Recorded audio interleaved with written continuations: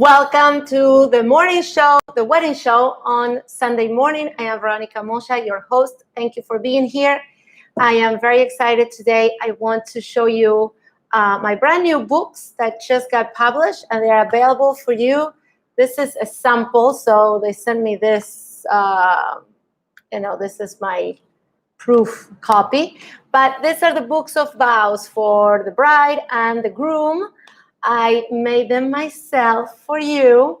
These are not like those books that you find in Etsy or other places that are really cute. They're very nice, and they're like white or off-white, and usually the book of vows are like just empty, just for you to write, right? But I didn't do that. I want to help you write your vows. I've been doing ceremonies for about 12 years now, and I have to tell you, the best part of the ceremony is when you recite your own vows. You can hire the best musicians, the best photographers, the best officiant, the most amazing ceremony, the hand blessing, the candle ceremony, the wine ceremony, the blah, blah, blah, blah, blah. Bible readings, participation from the family, who cares? The only part that anybody really cares about, and the only part of the ceremony that everyone, every guest, without exception, including the staff, the only part that people really will lean in and listen and pay attention and watch is when you and your spouse-to-be recite your own personal vows. And that's why I created these books. These books are here to help you create something that's personal and real and pertinent to you. And so, obviously, I'm married. I know what it's like when you have to write your own vows. Usually, sometimes, one of the two of you is better at writing than the other. Sometimes you feel a lot of pressure, knowing what to say, how to say it, how to communicate. You feel nervous and anxious, everybody's watching, all that stuff. So there's many things you can do. I mean, you can copy from other people. You can watch movies and copy what someone said in a movie. You can just go and look at the classics and pick a sentence from here, a sentence from there. But this book actually will help you create your own. So the way I did it, so when you start, this really bothers me, but what am I going to do?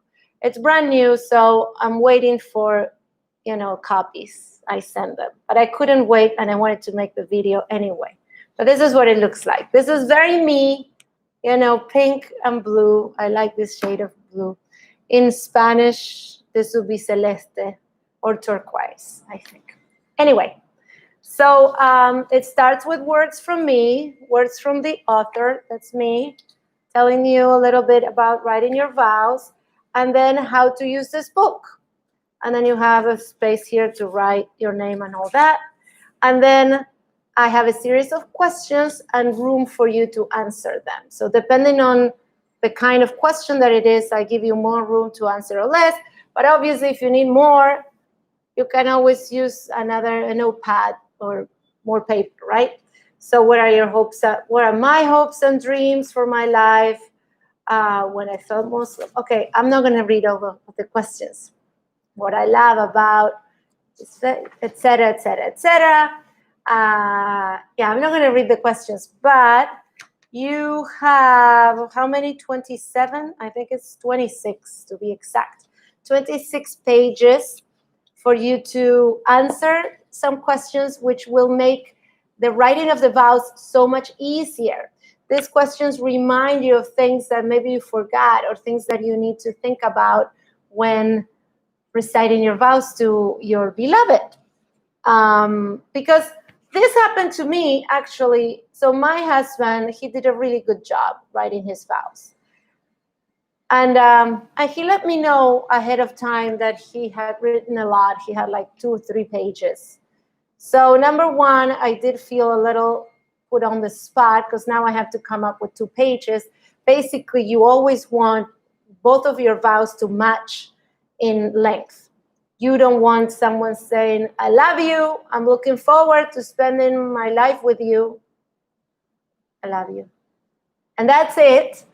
You know, maybe the person is very shy, or they just are not very good at communicating with words. And the other one is going to read a whole, you know, a beautiful journey and experience of how you make them feel. And then you look like the fool. And that happened to me. There was one wedding years ago, and I never forget. It was, he was an Asian guy, and she was a white girl from Canada. And the guy said his votes first. It was fine, average votes, you know, I don't know, maybe a couple of sentences long, but just normal, you know, nice. But then she did her vows. And oh my God, her vows had everyone in tears. She had a talent. I mean, she was able to express all her, I mean, you could feel her love, her devotion, her commitment, her promise to him, and everything that he meant to her. It was like, oh my God, I don't know. Maybe she's a writer. I don't know. That was off the charts. So I'm the officiant. I'm officiating ceremony. First he goes, he did his vows. Now she did her vows. We're all choking up. I am choking up. I am like, wow. And so I turned to him and I said, do you want to add something to that? Like, do you want to say something else? Giving him the opportunity, right? Not to look like a schmuck there. He's like, no, fine. You don't want that. So this will help you not to be in that position. Oh, of course, I lose my train of thought. I always do this. So my husband, he did warn me that he had long vows. So I knew I had to write more. Typically, I would have written a paragraph because I'm a normal person. But he tells me he has 2 or 3 pages. So anyway, I don't know what he's writing about, but I know mine has to be longer, so I wrote more. Happy to share my vows with you another time if you care. Yeah, I should do that. They were very nice. I thought they were very nice. His were, everybody loved his. Maybe his were a little better than mine. I think mine were good too. Anyway, but then, so he went first because he had told me so much. He was bragging about his vows for a while. I'm sorry, I have my window is open. And as you know, or maybe you don't know, I am in New York City and I live on the 3rd floor overlooking the street. I'm on 58th Street. It's a busy street in Columbus Circle, and there's noise. And yeah, so I apologize if there's noise. Anyway, so he said his vows first. And when he said his vows, I'm listening like, oh, darn. I didn't think of that. Like he had added some jokes. He mentioned things, personal things. Yeah, like for instance, I'm hyper. I always walk fast, and he's always behind me, like trying to catch up. He's very slow. So he mentioned that in the vows. He said he will work on catching up to, walking next to me, things like that, and then other inside jokes.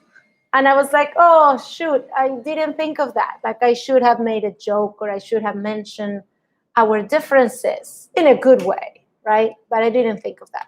So this will help you do that. It asks you questions. You answer the questions. That doesn't mean that you have to use them in your vows, but it will definitely help you create something that is personal and pertinent and yours alone. And all right, so I have a bunch of questions. Now, I know this is terrible. I can't remember how many questions I wrote. A bunch of them, maybe 16 questions. And then you have, now it's time to put it all together. And then you have room for first draft of your vows. And then you have the second draft, 2 pages, and then your vows. So for my vows, you have more than 2 pages. And of course, you can use something else. You can print them. Then you can go to Etsy and get one of those cute white ones or whatever, and you can write there if you want to. This is, or you can, obviously there's room, you can write it here and read here on your wedding day. It won't have this. This is because it's not for sale and they send it to me. I don't know why they do this. They're annoying. Anyway, so I'm adding in the description below, you will find the link to find the book. It's, I think it's $15 each, so it's $30 for both of them. And they are a great resource. So if you know anybody who's getting married, this is a good gift. I recommend it. I recommend my own books.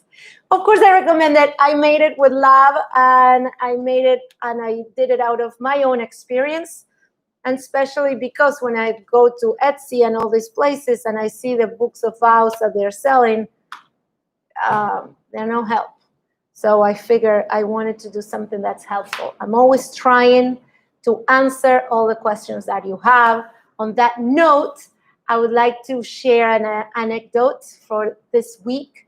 You know how I am always giving you advice regarding your wedding vendors and your photographer. So we had a lady who booked us for her wedding. She booked the package with us, and then she wanted to see the website of my photographer, who's the photographer that you can see on my website. You see our pictures.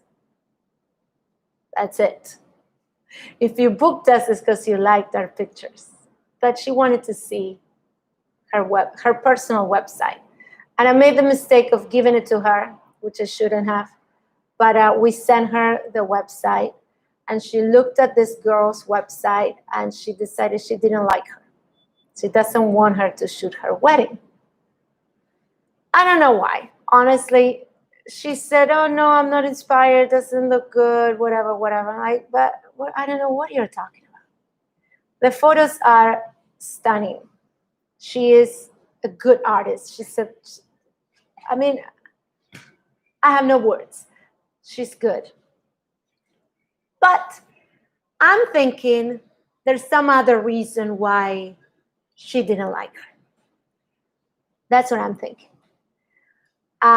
Anyway, so we asked her, I said, well, can you give us an idea of what you're looking for? What style, what kind of photos, so we can help you. And, I work with 3 people. It's always 3 girls that shoot with me. It's always the same 3, always. The ones, and on those pictures are on my website. So anyway, tell me what you like, and then we'll see if we compare you with that photographer. And she, instead of telling me what she liked, which one of the photos in my website she liked, she picked a competitor's website. So she's showing me someone else's pictures. I'm like, all right, I'm glad you like that. It's good that you like them, but why did you book us if you like them? You don't like anything from my website? What happened? This is what I had to deal with, people. And yeah, yours are good too, but I don't know. I mean, I didn't understand what happened. I was very puzzled, but after a few times of back and forth and really trying to, and then we sent her actually full shoots. Like we sent her galleries from like the full, job, where she can see a charismatic couple, like really having a good time. And she could see how the photographer would really capture all those candid photos and in the moment, because she's very talented. She can do that. Anyway, she still didn't like her. So I really believe there was something else. I'm not going to make assumptions to say what it was, but I think it was some other reason. And so I said, you know what, here, we'll give you the money back. and you go get your own photographer. Get someone else. Because I couldn't understand her reasoning. I couldn't understand her, and I don't trust that whoever we give her is going to be good enough for her, because there could be something else there. So now, what I wanted to share with you is the funny thing. The funny thing is that, I'm not going to say who the competitor was, but it was another company just like ours they specialize in elopements and small weddings. And they have their photographers, they have different galleries with like 4 photographers, maybe 3, 4, or 5, I don't know. And I'm sorry, my nose is itching. And they have, they have the photographers and they have their names. So they have the name of the photographer with the gallery, which we don't. I have them all together. It's only 3 of them. They are equally talented. They're really wonderful. I know why I like them. I know why I want to work with them. I know why I recommend them. And I stand by them. I stand by everybody that's part of my team. I know what I've done. I know what I've been through to pick the right people. So, yeah, I make no concessions. And so she said she liked this company. And the funny thing is that 2 of those people work with me in the past.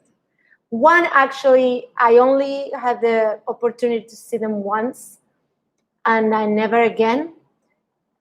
He's a Russian guy, and he shows up. His pictures might be very nice.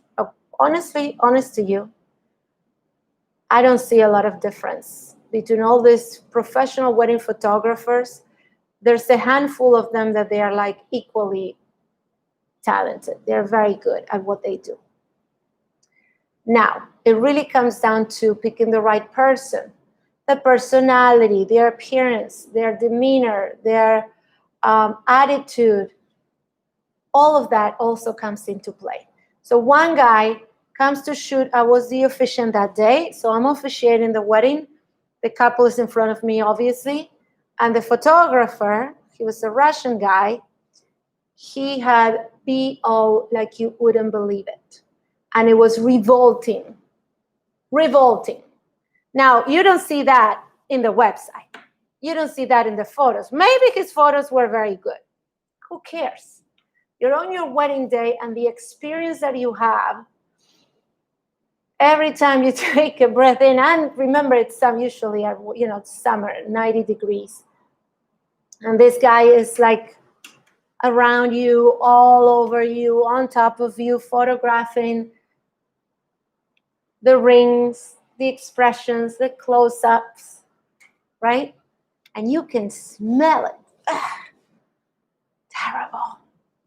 And the funny thing, I think this is funny because this lady who's looking for the perfect photographer, she booked the checker cab, the taxi cab package. So they're going to be in a car together, everybody, the photographer, the driver, and the couple, going around town doing photos in different places. So imagine if she gets this smelly guy and you have to be sitting with them for an hour and a half going around. That would be fun. Another person that works at this company, she used to work with me. She actually worked many years with me, about 3 years, 3 or 4, maybe 4 years almost, until I realized she's a thief. I know it's a big accusation, but it's a fact. Police got involved in everything, and she had to deal with the police. So I'm not exaggerating. I'm not bad-mouthing anyone. This is a fact. And so that's what happened, which is also something you don't see in social media. Everything people show you in social media and on their websites is um, a retouched version of the reality. And the reason why you want to hire me or someone like me to take care of your special day is because I've been through the trenches. I have experienced everybody before. I have vetted every vendor before, and I give you my word that the person that you have is competent, talented, professional, pleasant, nice to work with, sunny disposition, easy to talk to, and very important, my photos will reach your mailbox, or your inbox, I should say, within 3 days from your wedding day. So we have a 72-hour policy for getting the photos back. We don't take 2 weeks or 10 days or even a week, because we understand that this business is elopement, quick, small weddings. Most of you are from out of town. And even if you weren't from out of town, I mean, you want your wedding pictures. You want to share. You want to post them. You want everybody to know, hey, I just had the best day of my life 2 days ago, not 10 days ago. And that's why we do it. We just work a little harder and we get it done. You don't need to take 2 weeks to get the pictures done. My husband is a photographer. I see him. I know what it takes. It just takes time. So it's always your choice. Do you want to sit around and edit on the day off right after you finish the job, or do you want to put it in the drawer and do it a few days later? Sometimes life gets in the way. You have more work, you have other things to do, and you don't do it so quickly. I get that. But we do it within 3 days because that's the deal. That's what they agree to when they work with me. And that's what I can guarantee for you. So, yeah, once again, do your research, guys. Don't be fooled. Yeah, don't be careful. Be careful with the photographer. When you see, because it's funny, she didn't feel that they were inspiring, or they were, and she wasn't taking into account people's personalities. Sometimes couples are really hard to photograph. They're not photogenic. They don't like cameras. They don't want to interact. They don't like, they get stiff. Sometimes it's even hard to make them smile. We just had a wedding a week ago, and they were a beautiful couple. I don't understand it. He was smiling ear to ear, but we could not get a smile out of her. I don't know why. Weird. But what are you going to do? So, yeah, be careful. Do your research. Do your homework. And if you have the opportunity to have someone like me who has done the work before, trust them. I'm not going to steer you in the, I'm not going to steer you wrong. Is that an expression? I don't know if I'm saying that right. I mean, I want to make my customers happy. I want to make my couples rave about us, have the most amazing day of their lives. I would never do anything to jeopardize that. You have one day, it's one time. If you screw that up, there's no do-overs. As much as you wanted there to be, there isn't. So your wedding day is a unique one. It's a special one.